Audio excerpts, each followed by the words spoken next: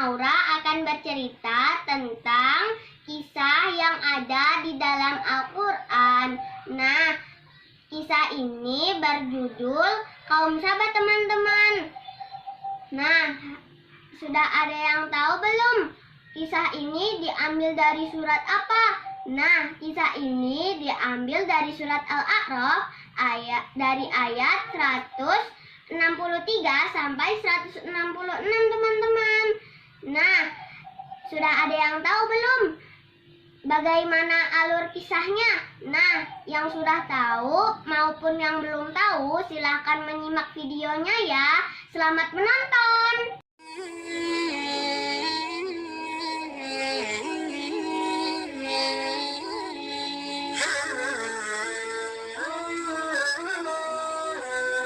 Siapakah kaum Sabat? Mereka adalah kaum Yahudi. Mereka adalah kaum Bani Israel. Salah satu ajaran yang diajarkan oleh Nabi Musa kepada Bani Israel yaitu mereka diperintahkan untuk beribadah kepada Allah. Alkisah, ada salah satu perkampungan Bani Israel yang berada di tepi Laut Merah. Di sana terdapat sebuah perkampungan yang dihuni oleh keturunan Nabi Daud. Nama perkampungan tersebut adalah Perkampungan Eilah. Penghuni kampung itu sangat taat kepada Allah. Pada hari Sabtu, mereka melakukan peribadatan kepada Allah dan berhenti melakukan pekerjaan-pekerjaan keduniaan. Kebanyakan dari mereka adalah nelayan. Mereka menangkap ikan-ikan kecil dan juga besar. Hingga suatu saat Allah menguji keimanan mereka dengan datangnya ikan-ikan yang banyak yang mengapung ke permukaan laut. Padahal selain hari Sabtu, ikan-ikan itu tidak nampak di permukaan laut. Setan pun datang untuk menggoda keimanan kaum Eilah. Ada beberapa penduduk Eilah yang tergoda dengan bisikan setan. Mereka berpikir bagaimana caranya agar bisa menangkap ikan di hari Sabtu tanpa meninggalkan peribadatan di hari Sabtu. Dengan bisikan setan, mereka mempunyai ide yang baik untuk menangkap ikan di hari Sabtu. Dengan cara memasang jaring ikan di laut, biar tidak diketahui oleh orang lain, kaum yang fasik itu memasang jaringnya pada malam hari, yaitu pada malam Sabtu. Kemudian mereka mengambil jaring itu pada hari Minggu, tepatnya pada pagi hari. Dan mereka yang berbuat curang itu mendapatkan hasil tangkapan ikan yang banyak. Penduduk yang bertakwa akhirnya mengetahui perbuatan orang-orang fasik itu. Mereka berusaha menasihati dan memperingatkan orang-orang itu akan azab Allah karena telah melanggar peraturan di hari Sabtu. Namun penduduk kaum fasik itu tidak mau mendengarkan nasihat. Malah mereka semakin terang-terangan berbuat semaunya sendiri. Akhirnya orang-orang yang beriman itu sepakat untuk membuat dinding pemisah dari kaum yang fasik. Dan kampung itu pun dibagi menjadi dua. Mereka membuat sekat dinding pemisah. Satu, kampung yang dihuni oleh orang beriman. Dua, kampung yang dihuni oleh orang fasik. Orang-orang yang fasik itu semakin terang-terangan berbuat durhaka kepada Allah. Mereka terang-terangan menangkap ikan pada hari Sabtu dan melupakan ibadah kepada Allah. Dan setan pun membuat mereka kaum fasik itu memandang indah perbuatan mereka.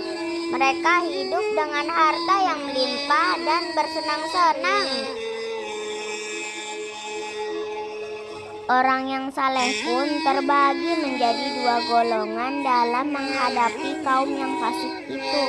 Satu, Mereka rajin berdakwah. Mereka terus menasihati orang-orang yang fasik agar bertaubat dan tidak melanggar larangan hari Sabat.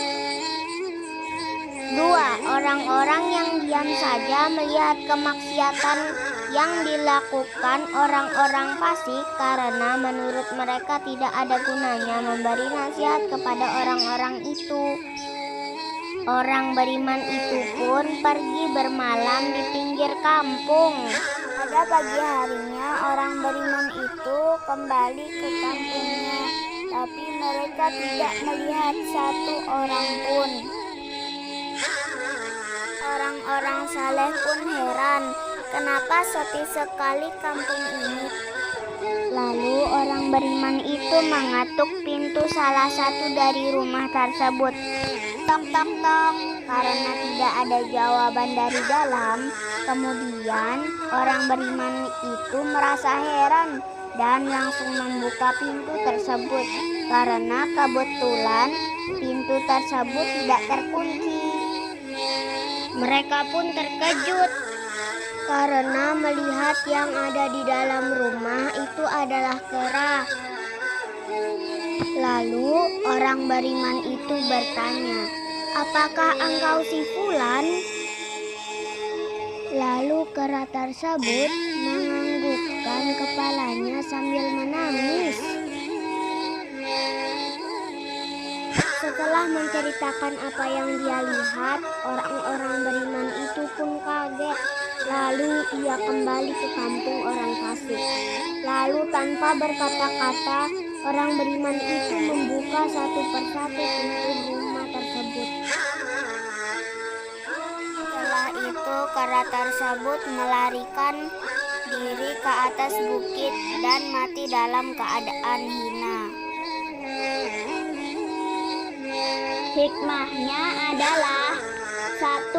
Kita sebagai hamba harus patuh kepada perintah Allah dan tidak melanggar aturan Allah. Contohnya sebagai berikut. Saat ini kan kita sedang diwajibkan untuk berpuasa teman-teman. Maka kita harus melaksanakan perintah Allah dengan ikhlas.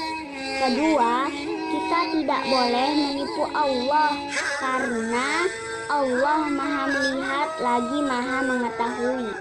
Contohnya, kita di depan orang-orang pura-pura berpuasa. Padahal kalau tidak ada orang, kita tidak berpuasa teman-teman. Itu tidak boleh ditiru ya. Ketiga, kita harus menasihati orang yang berbuat keburukan supaya kita tidak dimurkai oleh Allah. Contohnya, kalau ada teman kita yang tidak mau berpuasa, kita menasihati supaya mereka sadar. Nah, demikian teman-teman hikmahnya. Semoga bermanfaat ya. Nah, karena sebentar lagi waktu berbuka puasa, maka Naura sudahi ya. Wassalamualaikum warahmatullahi wabarakatuh.